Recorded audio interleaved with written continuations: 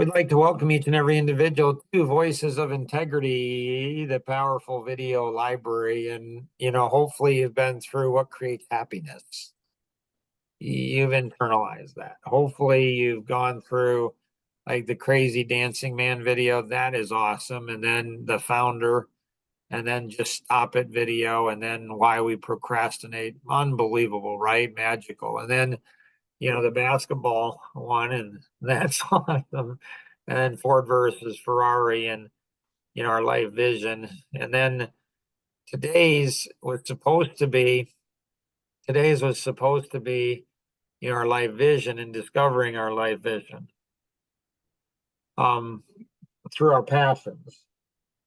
But I think what we're going to do is we're going to skip over that. We'll come back to that one and go into, are we self-aware? Bonhoeffer's theory of stupidity.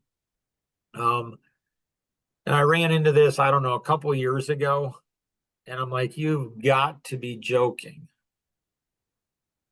Like, I was like, this makes all the sense in the world. Like, you got to be joking. So there, I think this connects back into, 8, and so this prevents this from happening. So the theory of stupidity, they say in there that so these I think interconnect, which you don't really think of them interconnecting, but when I see them, I see them as interconnecting. So they talk about how groups of people, you're more vulnerable to stupidity when you're a part of a group of people. And so how do you know if somebody over identifies with a group rather than be their own person? We were born a person, we were born into a group or multiple groups. So I'm a white male. I was born into, my mom and dad's family. My dad was a pastor. So I was born into the Christian group. I was born into the white community. I was born as a white male. So I was born into, you know, middle class America. I was born into all of those things. And so somebody over identifies with a group when you criticize the group that they're a part of and they take offense at it. They get upset, they get angry, they get mad, they attack you, and then they take their whole group and attack you. And so this thing is just, the theory of stupidity is just like, and we're taught as kids, you shouldn't say the word stupid. I'm not saying that's a bad teaching. I think that, I don't know if my kids allow me to teach my grandchildren. I would teach them a little different and say, you don't say stupid unless you really understand what that is. And if you understand what it is, and you understand that you're stupid too. And so, Ken, what were your thoughts on Bonhoeffer's video on the theory of stupidity? I think when I watched it the first time, it's I think it was a good explanation of where we are as a country, um, where it seems like the people in charge are there. Like, yeah. So, yeah, just it made sense to me, and it seems to describe where we're at, where we are, and why we are where we are. And I don't think it's in a good place. So, And what do you think the core reason, like, where do you think the responsibility, obviously there's enough responsibility that is for everybody, but where do you think, if you had to say this group of people is mostly responsible for this, who would you say is mostly responsible for this? um, if I'm just talking about our country, Yeah, I would say it's every single adult American. gotcha. How about everybody else? What are your thoughts? I want to don't let me like who's the most responsible for what's happened in America and the theory of stupidity. I saw that same thing. Other thoughts on the video?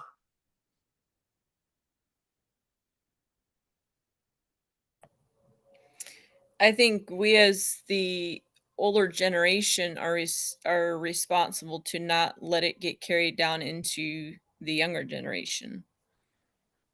Got it. Other thoughts on the video in general?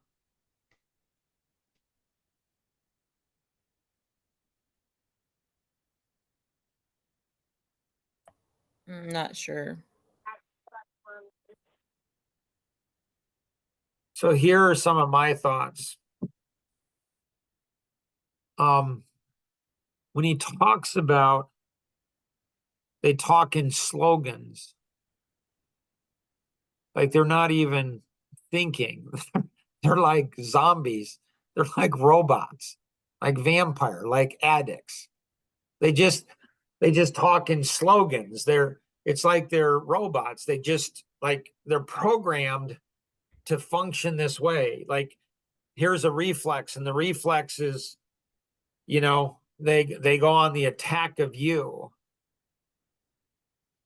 When he says it's almost like it the masses required, he didn't say this word, but something to deranged leaders, where the deranged leaders go ahead and the deranged leaders go ahead and train it requires dumb followers essentially to follow wacky leaders.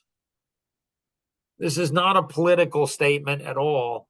It's just, I remember when Donald Trump was running for president, he was in the primaries, and at the time there was no chance of him winning. Like he's not going to win. There's not a chance. There's like what, 20 of them or more? And I asked my three sons, I'm like, so who would you guys vote for? And they all three said Donald Trump. And I'm like, this is before everything went, the way it went. And so he's one of many. And I'm like, there's no way, like, why would you guys vote for him? He's like, Dad, he's going to protect our jobs.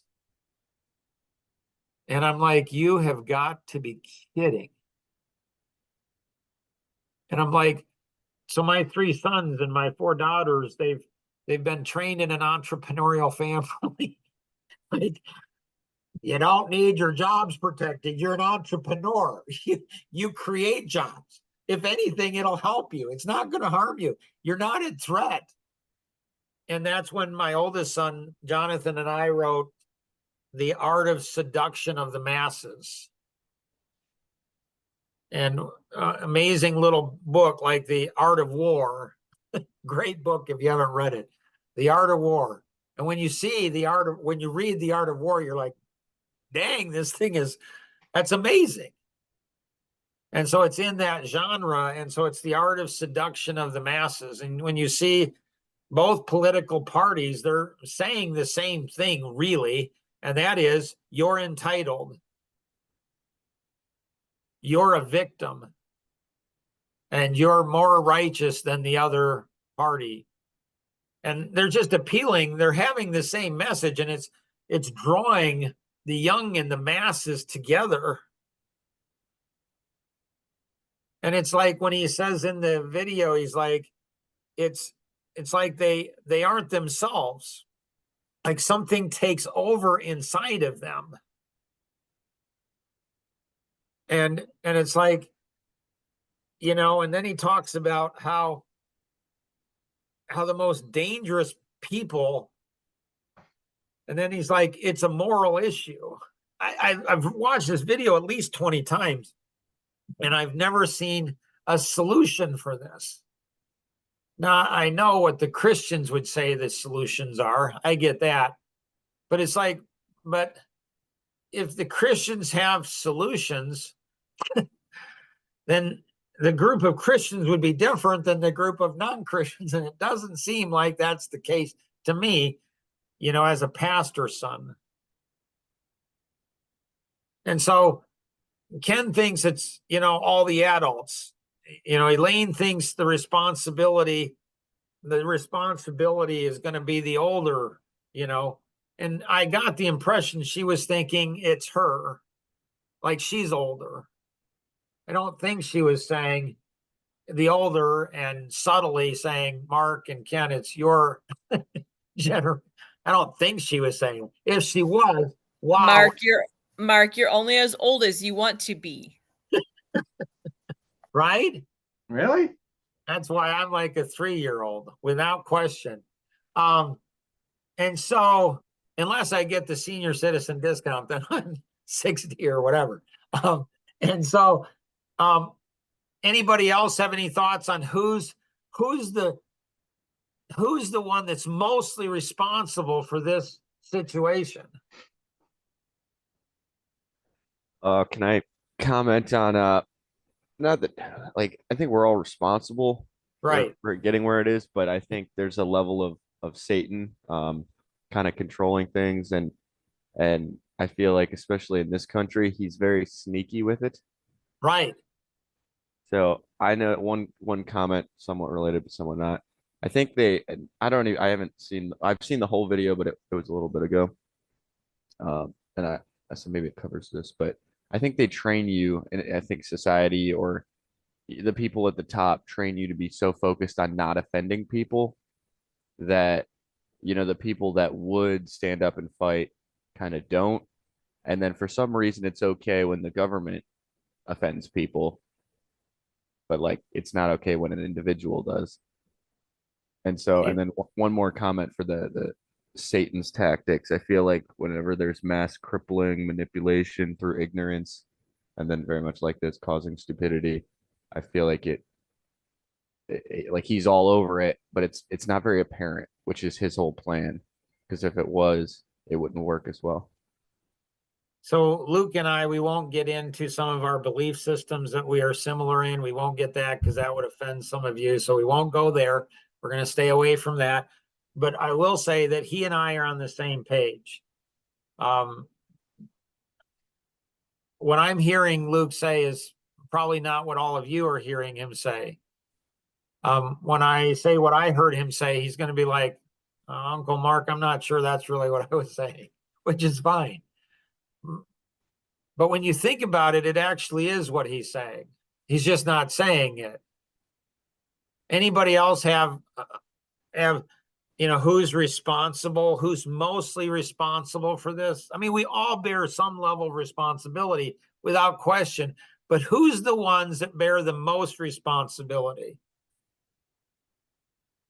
Maybe the people in the power. Right. The people in the power. Nice. Anybody else have thoughts? Then tell me who has the power. Right? Right. Because we are a democratic republic, That's the theory. not constitutional republic. Yep. Right. So who Anybody has the else power? have any other thoughts before I share my thoughts? Mark, do you blame the white male over 50 with the most responsibility for this? So I wouldn't say blame, right? I don't think it's a blame. I think it's a responsibility. So like Luke and I are on the same frequency. Like I was going to ask, so who do you guys think I think the most responsible is? And Luke's already out in front. He's already saying, Mark, do you think the most responsible is the white male over 50? I'd say absolutely. And beyond that, who's even more responsible than that? I have no idea. But I really can't say that because, I'm not really I'm not that person. So I can't really go ahead and, sorry. So who's more responsible than the white male over 50? white women. Maybe the guardian of every house. Ooh, wow, that's significant. What The did he say? fathers. Interesting, Adam. Yeah, I would say that's true. From a global perspective, because we tend to go ahead and push it off on somebody else rather than take it and say, I'm responsible. So who I think is even more responsible, get it down into, it's the Christian white male over 50. And I think the Christian white male over 50, that's what I would be. And so why does the Black community dislike Clarence Thomas so much? Pretty simple, because he has a lot of things to say. I'm not a threat to the Black community. They can just dismiss me. Mark's a white man. What he says, it doesn't impact us at all. It's not true. But when Clarence Thomas says something about the Black community, like he's a threat.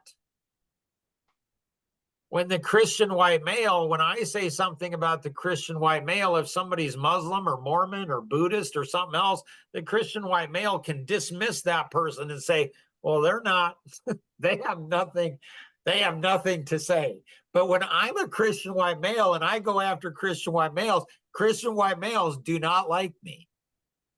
They over 50. They run from me like crazy. Why? Because I'm a threat. Why? Because I understand. And it's when you're doing an indictment on yourself, it's hard for people to go ahead and attack you. And the next level beyond that, and I can't really criticize that, and I can't find anybody in that group to criticize that. And what's that group of people? Pastors. Now, there is something out there that you can look at a movie. We saw it last weekend. It's a 1-hour docu-movie or whatever it's called. It's Letters to the American Church. And I was surprised. But the smart pastors, they're playing it in the church because then it can go ahead and say, well, I'm not one of those guys. It's interesting to see how that goes ahead and plays out on how, on how they're not, it's always somebody else's fault. It's always somebody else's, like there's a fear, like people are self-censoring. Every church I've ever gone into, I self-censor. Before self-censoring was a thing. Now, the colleges are saying conservatives are having to self-censor themselves. Jewish are having to self-censor themselves. And so before that was a thing, I've been self-censoring myself, for decades. Why? Because I learned 20 years ago, if you don't self-censor, they'll go after your wife and kids, or maybe they don't go after your wife and kids. Maybe they go after you and they don't think about wife and children because you're the enemy. And they don't think about the impact or the ramifications on other people. It's your fault. You are an enemy to us and we're going to destroy you. It's like, huh. And what Luke said is interesting, right? It's like you're trained not to confront leaders. Where does that come? It comes in the American church, in the Christian church. You don't question leadership. When pastors say something, if you question a pastor, you're gone. And so, but do pastors take ownership of that? Do they go out and say, we're training a whole generation of people not to question us?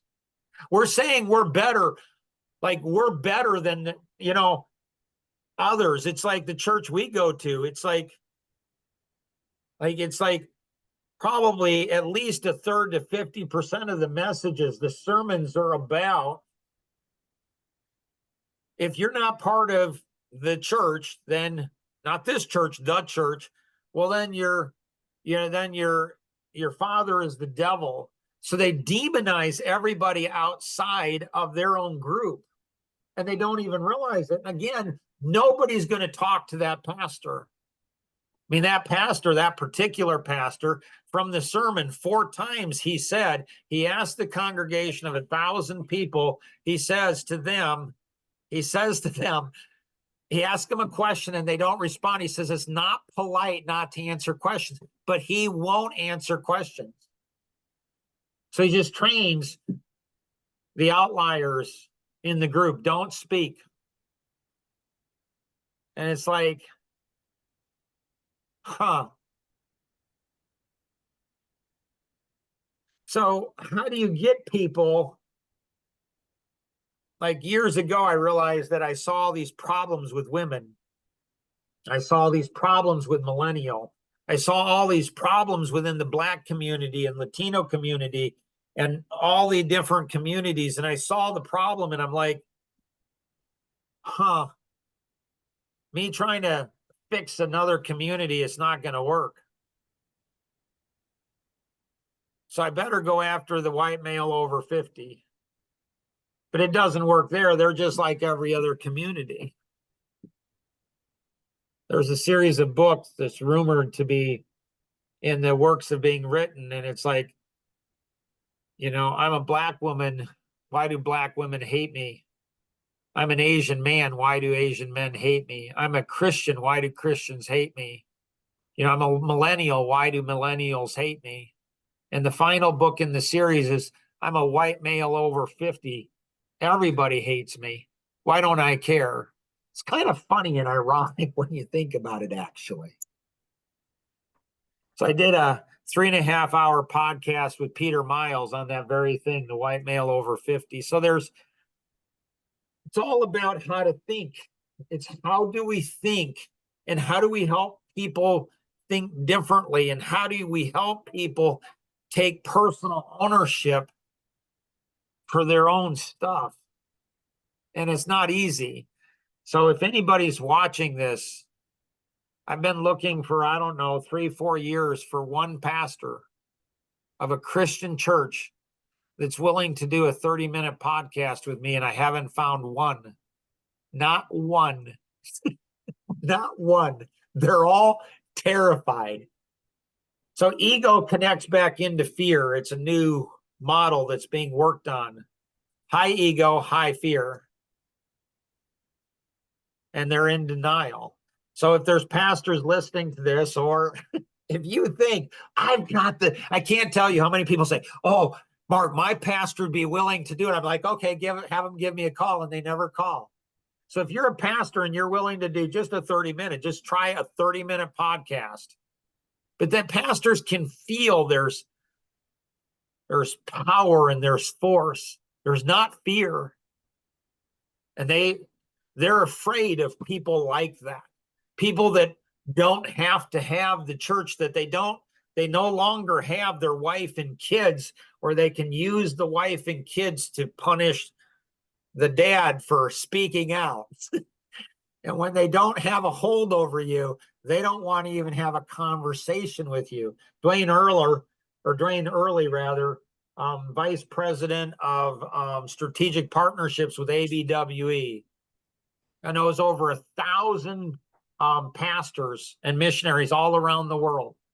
And I threw out to Dwayne, I said, can you find one pastor of those thousands? So here's a guy that raises millions of dollars from very affluent, often business people, and he can't find one pastor that's willing to do one podcast. So yeah, pass this along to your pastor friends. They'll love the video. Don't tell them about the debrief. Don't tell them about the discussion. Just have them watch the video. And when they see the video, they're going to say, that is so true. They're going to love the video because they see it in everybody else's, but they don't see the plank in their own eye. And I would definitely recommend for pastors and churches, to watch the document, letter to the American church. And if you're really smart, I'll give you a tip. Show that to your congregation, because if you show it to your congregation, they'll think you're not one of those pastors. Maybe you are, maybe you're not. Anybody else have any other thoughts or questions on the theory of stupidity? Okay, so what's the difference between ignorant and stupid? It's like, are you calling me stupid? I don't know. Would you rather be called stupid or ignorant? So ignorant is where we don't know something. Stupid is where we know it and we still continue to practice it or do it. So hopefully this was, beneficial to you, and definitely go back. What's the inoculation? What's the vaccine against theory of stupidity? I think it's discovering one's own life vision, because that is a personal, intimate, that when we discover our life vision, it's insane. And we live that every single day. And so that's going to be number 8. Can't wait to go through that one. So check that one out. Hopefully that will help you and the people around you in some amazing ways. Always remember, we can accomplish so much more together than we ever could on our own. Have an amazing day. Bye-bye.